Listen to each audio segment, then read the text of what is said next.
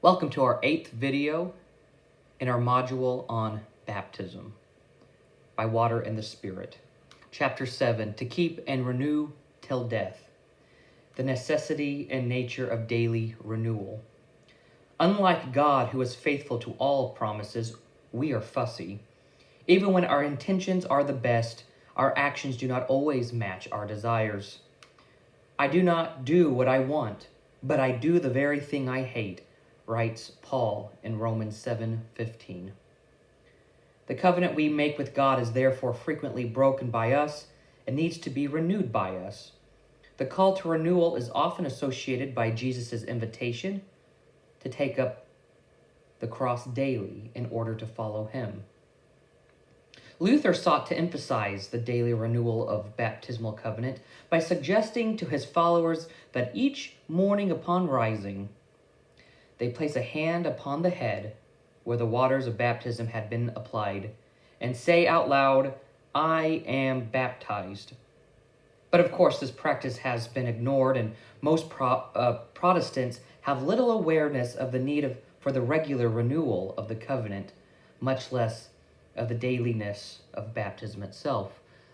You can imagine if you go into perhaps a Catholic church, they'll have the bowl of water in which people dip a finger and maybe do a sign of the cross on their forehead. That water is to remind people of their baptisms. Fortunately, though, even in the Methodist tradition, there are occasions that can bring a renewal to the spirit of renewal. Renewal in daily life. Our breathing and eating each day are unspoken ways that we renew our birth. And once a year, most of us observe openly the occasion of our births with a certain amount of celebration. No matter how much we may complain about getting older, these birthday parties are expressions of our gratitude for life and reminders of the blessings and opportunities we may take for granted in the routine and ordinary daily activities of breathing and eating. Birthday parties are affirmations of life, and candles are blown out as evidence that the breath of life is still very much within us. Renewal by confirmation. So while we can point to daily renewal of our baptism, our faith journey should also be marked by certain ritual activities. The reaffirmation of vows and perhaps the laying on of hands and sprinkling with water. I want you to notice the growing popularity of renewing marriage vows for couples who would like to reflect upon with freshness the vows taken at their wedding. These popular acts of renewal serve to remind us of the continuing character of our covenant, that our life in Christ is a continuous experience and that our commitment is to be renewed daily until death. The renewal of baptism has been most associated in Protestant minds with confirmation. Here, the promise of God is confirmed to believers who were baptized as infants. The believers, in turn, confirm their covenant with God by giving public testimony to their faith. But there are problems with the practice of confirmation. There are problems when the practice of confirmation is seen as the only form of baptismal renewal, for confirmation, as it is generally practiced, is unrepeatable. It does not adequately reflect the need for continual renewal. Baptismal covenant renewals need to be communal, not individualistic as confirmation tends to be. It must be clearly related to the sacrament of baptism, and it needs to be repeatable. Confirmation is rarely any of these things. Many denominations are now recommending public acts of renewal for all those who transfer into the denomination or transfer in at least to the local church. For those who have been inactive and wish to be restored to active membership, and those who wish to testify to some important spiritual experience in their lives. Oftentimes, the laying on of hands is used at these services. But as long as confirmation is seen as a type of graduation from church school, that which the teenagers bow out of regular church participation, then its purpose has been totally misunderstood. The true meaning of confirmation is the first conscious renewal of the covenant at puberty to mark the beginning of an awareness about and a commitment to continual renewal. Just as the particular birthdays at 16 and 18 years of age remind the teenager of the continuing privileges and responsibilities of adulthood. Renewal through the Eucharist. The most important and familiar form of baptismal renewal is the Lord's Supper, or what we may call the Eucharist or Holy Communion. Just as our daily meals display our desire to renew the life which begins with birth, so our participation in this holy meal of the Church reveals our desire to renew our life in Christ. Throughout history, the Church has insisted that the Eucharist is for the baptized, making it quite different from a church potluck or coffee hour. Now, the intention to say this is not to discriminate against or embarrass individuals who may be sincere but remain unbaptized. But the purpose of the restriction is to indicate that the Lord's Supper is indeed a holy communion, distinctive and set apart from other forms of eating and drinking. The supper is more than a social gathering. Those who come to the Lord's table should recognize him in the breaking of the bread, find him as the true source of life, and be joined in unity with him and one another. For those who long to be one with Christ, one with each other, and one in ministry to all the world, as our communion liturgy reminds us each time, then our baptism signifies the incorporation into that community of faith that makes true oneness possible.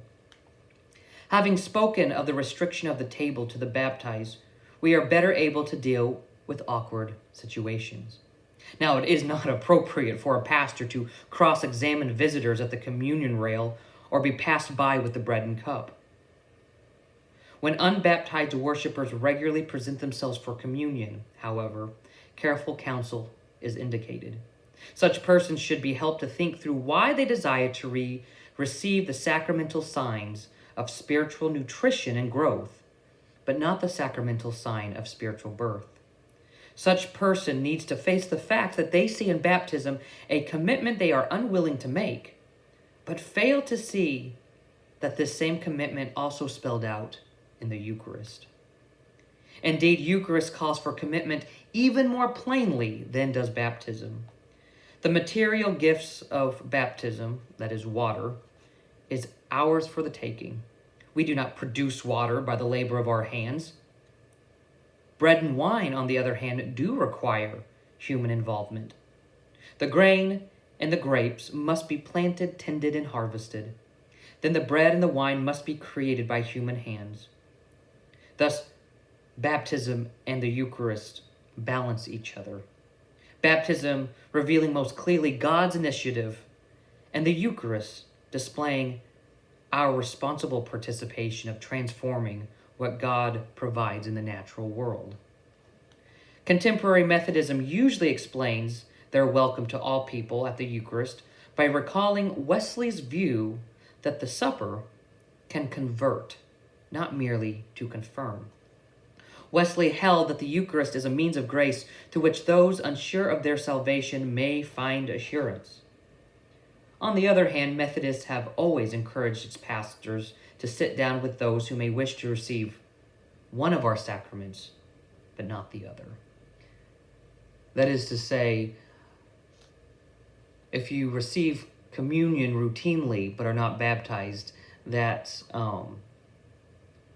is grounds for the pastor to sit down and explain to an individual, encourage an individual, and perhaps invite the individual to baptism, but is not grounds for excommunication or to be barred from communion. That never happens in the Methodist Church. baptism, membership, and discipleship. So the big question is, when do we become church members? We become members of Christ's church at baptism. This is a source of great confusion. Not only do some denominations vary widely in this regard, others, like the United Methodist Church, have updated their understanding of the relationship between baptism and membership in recent decades. So sometimes you have people in the pews who understand it according to what was taught in certain decades of the church. Many traditions taught for decades that the conscious commitment at puberty or later was the time when one joined the church, even though baptism was received much earlier. In this way, baptism and membership were not directly related to each other, and baptized persons were not necessarily considered members of the church. So if baptism is complete, even for infants, then why have additional requirements for membership? So sensing the confusion, most denominations seek to clarify matters through the use of multiple membership categories, such as baptized members or confirmed members. Unfortunately, this also seems to imply that church membership is a process involving 2 steps and reinforces the notion that baptism itself is incomplete and only a precursor to membership. That is the real deal. Others use terms like preparatory member and full member, but are our sons and daughters preparatory members of our families until they reach a certain age? Are they not full members from birth? Children do not have to earn a place in the family. They are members because we have borne them and loved them. The love in a family is best when it remains unconditional while still expecting growth. So too, it is God's unconditional love that makes us members of Christ's church. Consider those born on U.S. soil. They are U.S. citizens at birth, not at that age when they can now legally vote. In baptism, God does not act halfway. Even as an infant, God makes you a vital member of the Son's body when you are inducted via baptism. Imagine the difference this could make in the minds of hesitant parents to know that their children can become a vital part of the whole thing, where youth and adults alike can learn from and teach this fully incorporated, fully membered baby. That they are now a part of a family that will raise them alongside the parents. Churches, though, often need administrative categories for membership, but these should not be in conflict with what we believe about baptism. For legal purposes, we need to differentiate between those who may vote in church meetings and those who may not. Therefore, the best terms probably to use are voting members and non-voting members, or even active or inactive members. These categories point to the church's need for statistics and follow-up. When a person enters into professing membership, it is understood as the church's endorsement of the individual's faith. That's professing membership. It says, "You may now speak on our behalf." This is particularly crucial as one becomes involved in the decision-making of the local church and its denomination. So to repeat again, all baptized persons are called members, infants and adults alike. God waits for a maturity of the faith in each member and calls us deeper along the way. What about those whom we may deem as inactive? Those who have been unresponsive to the baptismal promises but later reaffirms their commitment again. They do not rejoin the church, though. They simply reaffirm or renew their part of the covenant and welcome back into the fellowship. There's a special note that is necessary here. The United Methodist Church employs 2 categories of membership: baptized membership for all the baptized, and then professing membership for those who were baptized as youth or adults, or transferred as adults, or completed confirmation as a youth. All names on this list must also appear on the former list as well. So regardless of your age, you become a baptized member, regardless of age first. This status cannot be renewed. This does not give children the right to vote, of course. But professing membership is for all those who were baptized as youth and adults, transferred as adults, completed confirmation as a youth. This can be removed to negligence or moving, death. This gives voting rights to youth and adults. So if you're an adult and you're baptized an adult, this happens all at once. If you're baptized as an infant, it's this and then this when you are confirmed years later. But as adults or as youth, it happens all at once. To only appear on the baptized membership list indicates that one was baptized before the age of reason and not yet confirmed. Upon being confirmed, they are added as a professing member.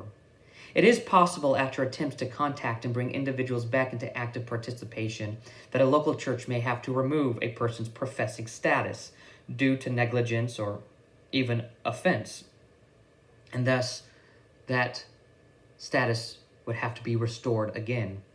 However, a person's baptismal status, that is, as a baptized member, can never be removed.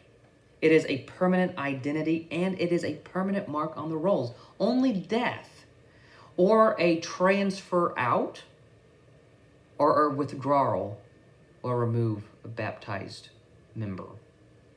We do not remove baptized members, but we may remove professing members. That is, again, the differences between non-voting and voting.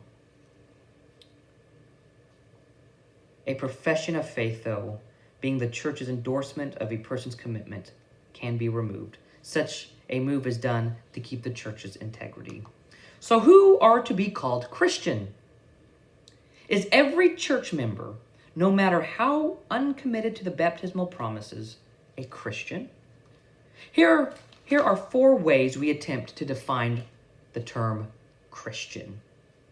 In the most generic sense, if a poll was taken in most Western countries that ask, are you Christian, Jewish, Muslim, or anything else?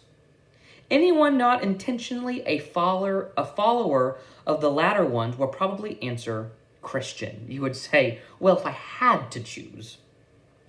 To anyone serious about Christian discipleship, the weakness of this definition is self-evident. In a doctrinal sense, a Christian is one based on adhering to certain statements of beliefs about the divinity and the lordship of Christ, the Trinity, salvation, etc. The weakness of this doctrinal definition assumes that intellectual assent automatically leads to an active Christian witness in the world. Knowledge is important, but not the height of Christian life.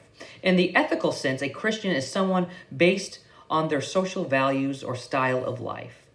Abortion, homosexuality, stem cell research, nuclear disarmament, racial equality, Sunday Sabbath, etc., are sometimes used as fundamental to this definition.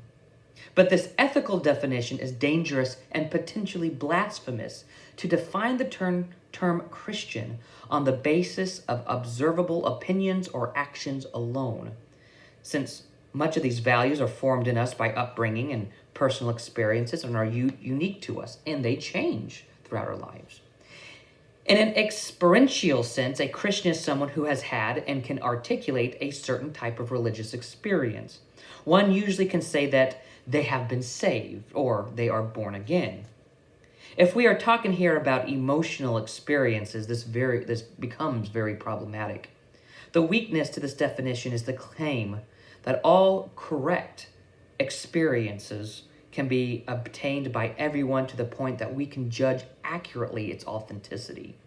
Unfortunately, this usually results in so-and-so is not a Christian because she has not spoken in tongues. Or we are holding a prayer meeting to pray for our pastor who is not yet a Christian. So, what is a Christian? A Christian is All the above definitions have difficulties and weaknesses, but here is a fifth definition. A Christian is one who was baptized. A Christian is one who has been claimed and identified by Christ, incorporated into Christ's church, and made a citizen of the new creation. A Christian is still one who is free to live like a child of God or like a child of the devil. Although given a permanent identity, the Christian is free to ignore that identity and what it means for them. Obviously, you can immediately give evidence of those who have been baptized but no longer act Christian or even remotely Christ-like. They may even have renounced the faith entirely. Therefore, we must qualify this term. It is necessary to say that one is either a committed Christian who acts faithfully upon the claims of Christ, or an uncommitted Christian who ignores or rejects those claims, or a sporadically committed Christian with good intentions but weak performance, and so on and so on. As awkward as this may seem, there's probably no better way of talking about Christians than this double way to qualify it. Who we are from God's perspective, we are Christians. And who we are in terms of our response, are we committed, uncommitted, sporadically committed? This way of thinking forces us to separate the question, who is a Christian, from what often appears to be its twin, who will be saved? When we use baptism as the definition of Christian, then we can answer, who is a Christian, quite easily and with a fair amount of accuracy. We have records of such persons, but only God is capable of answering who will be saved. We get into all sorts of trouble when we attempt to answer that question ourselves. It should be enough to know that God has both the desire and capacity to save all people. To some, all the baptized are Christians may appear to be a thinly veiled universalism, or even a doctrine of eternal security. That if God's promises given in baptism are sure, that means that all who are baptized automatically get into heaven. But in this definition, Christian does not automatically suggest a guarantee of salvation. Once more, let us look at the family. A mom and dad are parents of a teenage daughter. They regard her as a full member of their family, not a preparatory or partial member because she is still a minor. Right now, she confirms this relationship and claims her family name. But there is still the possibility that one day she will not. That she will reject the ways and values of the family, disown her parents, change her name legally, or disappear so that they cannot locate her. As many parents have discovered, much to their distress, that there is no fail-safe way to prevent such rebellion while maintaining the freedom that is necessary if children are to develop into mature people. No matter what our children may do that is foolish in our eyes, they still are our children. We cannot coerce their love. We may suffer for their lack of love, and we may reach out in every way possible to overcome such isolation. And if this is true in human families, then how much more can it be true of the divine family, where through baptism we are proclaimed as sons and daughters of the Most High God? The local church has a right to remove their endorsement of one's faith. They signal this by removing the names from the professing membership list. Hopefully, not before attempts at contact and conversation. But no church can remove a single name from their baptized membership list except by transfer or death.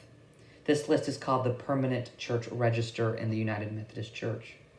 Baptism at whatever age, not confirmation, makes you a member of Christ's mystical and universal body.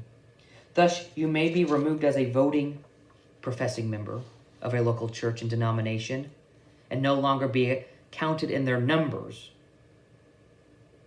Of course, with always the possibility of returning. But you cannot be removed as a member of Christ's family in the spiritual sense. When we insist on the impossibility of being dropped as members of Christ's family, we are also declaring that we receive an ingrained identity from God in baptism that in no way oversteps human freedom, nor does it imply automatic salvation.